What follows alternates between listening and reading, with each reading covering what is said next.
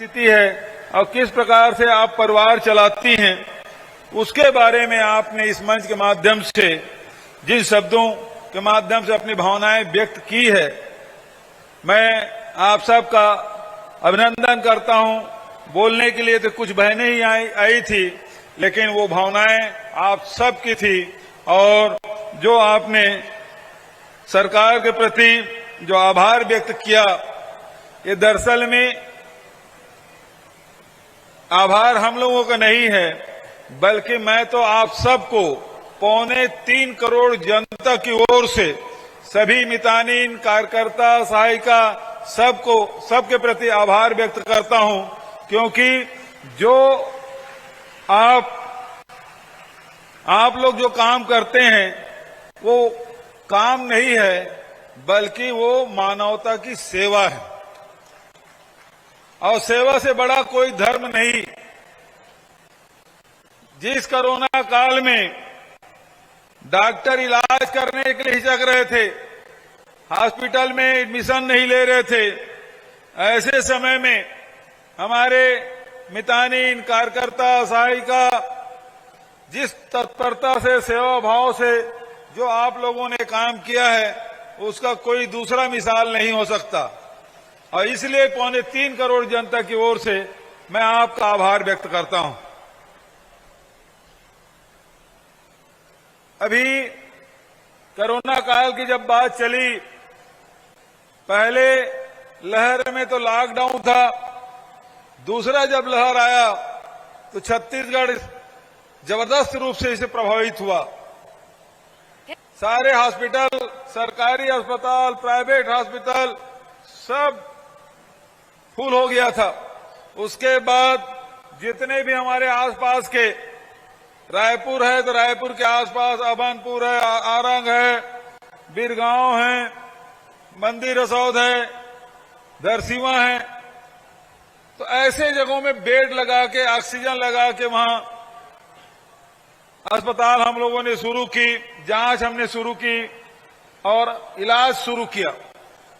उसके बावजूद भी जब नियंत्रण नहीं हो रहा था तो पूरे देश में अकेला छत्तीसगढ़ है जो हमारी सरकार ने निर्णय लिया कि जितने मितानिन बहनें हैं, आंगनबाड़ी कार्यकर्ता है, सहायिका है, सबके हाथ में कोरोना किट पहुंचा दो। सर्दी खांसी हो, जांच करेंगे, रिपोर्ट जब तक के आएगा तब आएगा, लेकिन उसके पहले कोरोना किट हर मितानिन के पर्स में 5 पैकेट हमने रख दिया था। जो भी जिसको सर्दी खांसी है उस पैकेट को दे दीजिए और देखिए कि 8 दिन के भीतर में ऐसा कोरोना कंट्रोल हुआ जिसके कोई दूसरा उदाहरण और देखने को नहीं मिलता, जो छत्तीसगढ़ में यहां के हमारी बहनों ने कर दिखाया।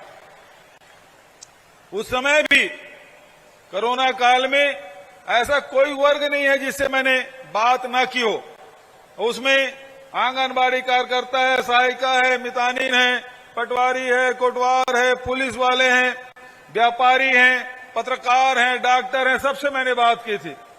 और आप लोगों ने जिस साहस के साथ, जिस धैर्य के साथ जो आपने काम किया है, उसकी मैं भूरी भूरी प्रशंसा करता हूं, आप सबको बधाई देता हूं। इसीलिए मैंने कहा आपका काम नहीं है, मानवता की सेवा है। इस अवसर पर आंगनबाड़ी कार्यकर्ता, सहायिका बहनें कुपोषण के खिलाफ लड़ाई लड़ रही हैं। छत्तीसगढ़ में जहां 40% लोग गरीबी रेखा के नीचे जीवन यापन करते हैं, वहीं कुपोषण का दर भी हमारा बहुत अधिक है। 37% से अधिक कुपोषित बच्चे हमारे छत्तीसगढ़ में जब हम लोग सरकार में आए थे। आज हमारे बहनों ने जो लड़ाई लड़ी, अब वो 37% से घट के 31% हो गया। इसे और कम करना है, इसके लिए आपको और मेहनत करनी होगी। जो राष्ट्रीय औसत है उससे भी हमारा कम होना चाहिए। इसलिए मैं आप सबको इसके लिए आह्वान करता हूं। साथ ही जितने भी कार्यक्रम हैं उसको आप संचालित कर रहे हैं। अभी महाराज साहब ने और अनिला भाभी ने बहुत सारे आपको बात बताई, आपके संघर्षों की किस्से उन्होंने कहे। मैं उसमें और जोड़ते हुए कहूंगा कि ये बड़ी चुनौती है। शिक्षा और स्वास्थ्य, प्रारंभिक शिक्षा और प्रारंभिक उपचार, इसमें आपको लगना होगा। हमको पहले एक समय था जब छत्तीसगढ़ की पहचान नक्सलगढ़ के रूप में होती थी। बस्तर जाने से घबराते थे, दूसरे प्रदेश के लोग तो छत्तीसगढ़ आने से डरते थे। ऐसे स्थिति में हम लोगों ने जो काम किया है, जो शासकीय योजनाओं को आम जनता तक के हितग्राहियों तक पहुंचाने में जो आप लोगों ने काम किया है, इसके लिए मैं आप सबको बधाई देता हूं, शुभकामना देता हूं। जिस प्रकार से कुपोषण के खिलाफ लड़ाई आपने लड़ी, उसी प्रकार से मलेरिया के खिलाफ संघर्ष हम लोगों ने किया। पहले दंतेश्वरी माई की पूजा अर्चना करके मलेरिया मुक्त बस्तर की शुरुआत की, बाद में मलेरिया मुक्त छत्तीसगढ़ के दिशा में काम हम लोगों ने शुरुआत की है। और आज ये कहते हुए खुशी हो रही है कि आज छत्तीसगढ़ में कोई उल्टी दस्त किसी की मृत्यु नहीं होती, मलेरिया के मच्छर काटने से किसी के मौत नहीं हो रही है। तो आज आप लोगों की जो मेहनत है, जो घर घर पहुंच के मलेरिया का टीकाकरण, मलेरिया की जांच जो आप लोग कर रहे हैं, उसका लाभ पूरे प्रदेश की जनता को मिल रहा है। आज हमारे बहने छत्तीसगढ़ के बारे में कह सकता हूं, हमारे छत्तीसगढ़ में कभी लिंग भेद नहीं रहा, महिलाओं को बराबर सम्मान मिलता रहा। और अनुपातिक आप देखेंगे लिंग अनुपात में हमारा राज्य बहुत अच्छी स्थिति में है। केरल के बाद यदि कह सकते हैं तो छत्तीसगढ़ दूसरे नंबर पे है। और बस्तर में तो एक कहावत भी है, अरे घर में एक लड़की जरूर होना चाहिए, क्योंकि यदि बाप की मृत्यु होती है तो बेटा तो संपत्ति के बंटवारे में लग जाता है, लेकिन रोने वाली कोई होती है तो बेटी ही रोती है। इसलिए बस्तर में आदिवासी भाई, बस्तर के लोग कहते हैं कि घर में एक पुत्री होना जरूरी है। कभी हमारे छत्तीसगढ़ में बेटियों को बोझ नहीं माना गया, और बल्कि इसे और बढ़ाने की आवश्यकता है। और इस दिशा में आप देखेंगे घर को संभालने में जहां महिलाएं आगे आ रही हैं, घर के अर्थव्यवस्था सुदृढ़ करने में लगी हुई हैं, चाहे वो सुराजी गांव योजना के माध्यम से हो, गौठान के माध्यम से हो, चाहे बाड़ी के माध्यम से हो, चाहे आज अब रिपा की शुरुआत की है, उसमें भी बढ़ चढ़कर महिलाएं हिस्सा ले रही है, लघु उपज संग्रहण कर रही है, खेती में हाथ बटा रही हैं, और उसके कारण से घर की जो आर्थिक स्थिति है उसमें बड़ा सुधार हो रहा है। शिक्षा के क्षेत्र में भी लगातार आंगनबाड़ी, हमारे प्रारंभिक शिक्षा वहां से शुरुआत होती है। और स्कूलों को हमने निर्णय लिया, जितने भी हमारे गांव के हो, शहर के हो, सारे स्कूल का रंग रोगन करना है, जीर्णोद्धार करना है, नए बिल्डिंग बनाना है। और उसके साथ साथ अंग्रेजी स्कूल, स्वामी आत्मानंद अंग्रेजी स्कूल की भी शुरुआत हम लोगों ने की है। तो शिक्षा के क्षेत्र में भी काम हो रहा है, अर्थव्यवस्था सुधारने की दिशा में भी काम हो रहा है। और जो मेहनत आपने की है, और इसी कारण से हमारी सरकार लगातार कोशिश यही है कि सबके आय में वृद्धि होना चाहिए। एक तरफ किसानों को समृद्ध बनाने का काम हम लोगों ने किया। छत्तीसगढ़ में आप देखेंगे जितना धान की कीमत, जितना कोदो कुटकी की कीमत छत्तीसगढ़ में मिलता है, उतना देश क्या दुनिया में नहीं मिलता जो छत्तीसगढ़ में जो रेट मिल रहा है।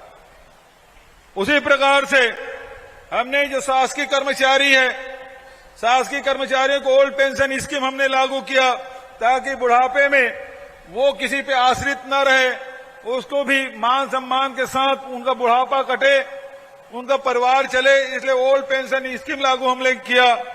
और साथ ही साथ जो श्रमिक भाई हैं, मजदूर हैं, उनको भी 7,000 रुपया सालाना देने का काम हमने शुरुआत की। और अभी 30 तारीख को ही हमने 2,500 रुपया हमारे जो बेरोजगार साथी है उसका प्रथम किस्त हमने 30 तारीख को ही उनके खातों में, करीब 70,000 हमारे नौजवान साथी हैं, उनके खाते में 16 करोड़ से अधिक की राशि उसके खाते में अंतरित की है। कल मई दिवस था, श्रम दिवस था, और कल भी हम लोगों ने इसी पंडाल में जितनी संख्या में आप आए हैं उसी प्रकार से हमारे श्रमिक भाई आए थे, उनके भी सुख सुविधा के लिए हमने बड़े फैसले किए। तो हमारे मजदूर भी प्रसन्न रहे, हमारे शासकीय कर्मचारी अधिकारी भी प्रसन्न रहे, हमारे किसान अन्नदाता प्रसन्न रहे, और जो स्वास्थ्य और शिक्षा के क्षेत्र में हमारी बहनें जो काम कर रही हैं उसके सम्मान में भी हम लोगों ने कोई कसर नहीं छोड़ा। और आप सबके हितों को ध्यान में रखते हुए आंगनबाड़ी कार्यकर्ता जो पहले 5,000 रुपये पाते थे उसे 1,500 रुपये पहले वृद्धि की, अब जाके उसको 10,000 रुपया प्रति महीना मानदेय देने का फैसला किया है। उसी प्रकार से मिनी आंगनबाड़ी कार्यकर्ता है उसका 4500 बढ़ा के 7,500 रुपया बढ़ाने का फैसला किया। बजट में आंगनबाड़ी सहायिकाओं को 3250 मिलता था, अब उसे बढ़ा के 5,000 रुपया। और उसके साथ साथ जो हमारी मितानिन बहनें हैं, जितने और भी बहुत सारे जो काम करते हैं, जिसके विस्तार के बारे में विस्तार से महाराज साहब ने आपको बता दिया, फिक्स पेमेंट हर महीने मिले। जैसे कि हमारी मितानिन बहनें अपने अनुभव साझा कर रहे थे, हम लोग जो काम करते हैं उसके एवज में जो पैसा मिलता है कभी कभी 3 महीने 4 महीने मिलता है, तो परिवार को चलाने में बड़ी कठिनाई होती है। इस बात को ध्यान में रखते हुए हमारी सरकार ने बजट में 2200 रुपया हर महीने मानदेय देने का फैसला किया है। इसी प्रकार से हमारी सरकार ने जब हमारे जो कार्यकर्ता जब सेवानिवृत्त होंगी तो उनको 50,000 रुपया और सहायिकाओं को सेवानिवृत्ति के समय 25,000 रुपया देने का निर्णय लिया है। आज पूरे प्रदेश में 51,849 आंगनबाड़ी केंद्र और मिनी आंगनबाड़ी केंद्र संचालित हैं, और 23-24 में शहरी क्षेत्रों में 100 आंगनबाड़ी निर्माण का प्रस्ताव है। बहुत सारी बातें और हैं। कन्या विवाह योजना के बारे में भाभी ने बता दिया, ऋण माफी के बारे में भी बताया। इसके साथ साथ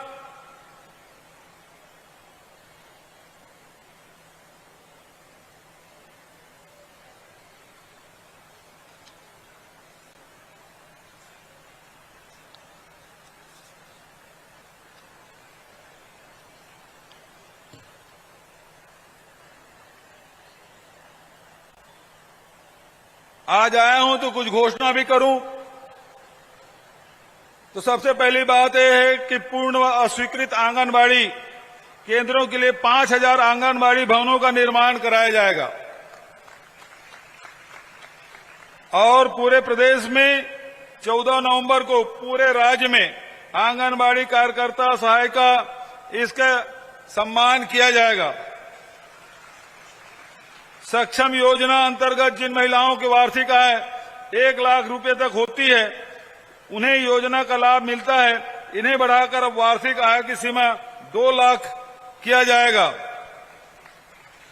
महिला स्व सहायता समूह के अधिकतम 4 लाख का ऋण स्वीकृत किया जाता है, जिसकी सीमा बढ़ाकर 6 लाख अधिकतम किए जाने की घोषणा करता हूं। साथ ही जो मितानिन बहनों के 2 और कौन से थे जो उसके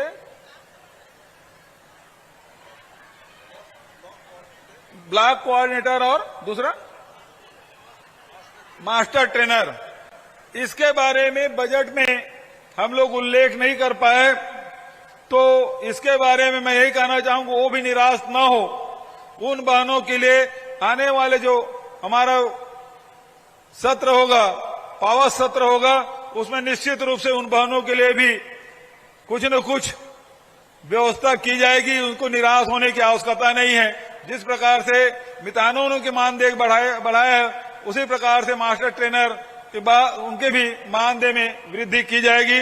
मैं इन्हीं शब्दों के साथ आप सबको, बड़ी संख्या में आप आए, आप लोग आंदोलन कर रहे थे, और जैसे बजट में हम लोगों ने घोषणा की तो धरना स्थल दीपावली और होली दोनों एक साथ आप लोगों ने मनाया। और हम लोगों को तो वही आप लोगों को जो वीडियो रिकॉर्डिंग है विधानसभा में देखने को मिल गया था, और तब से आप इंतजार कर रहे थे कि कब हम लोग आए और आभार व्यक्त करें। आज सब बड़ी संख्या में पूरे प्रदेश से कोने कोने से सब आए। सभी बहनों का राजधानी में स्वागत अभिनंदन करते हुए अपनी वाणी के ही विराम देता हूं। धन्यवाद। जय हिंद, जय छत्तीसगढ़। बहुत बहुत धन्यवाद माननीय मुख्यमंत्री महोदय। और जैसा कि हमने कहा था पिटारा खुलेगा और कुछ खजाना निकलेगा, तो बहुत सारी सौगात भी मिली। एक बार आभार प्रदर्शन खड़े होकर दे दें तो सारे लोग अपनी जगह पर खड़े हो जाएं और मुखिया को, हमारे सभी मंचस्थ अतिथियों को आभार करें। दोनों हाथ ऊपर उठाकर जोरदार तालियों से आभार व्यक्त करेंगे सारे लोग। बहुत बहुत आभार आप सभी का। और अब बारी है आपकी स्मृति में हम बने रहें।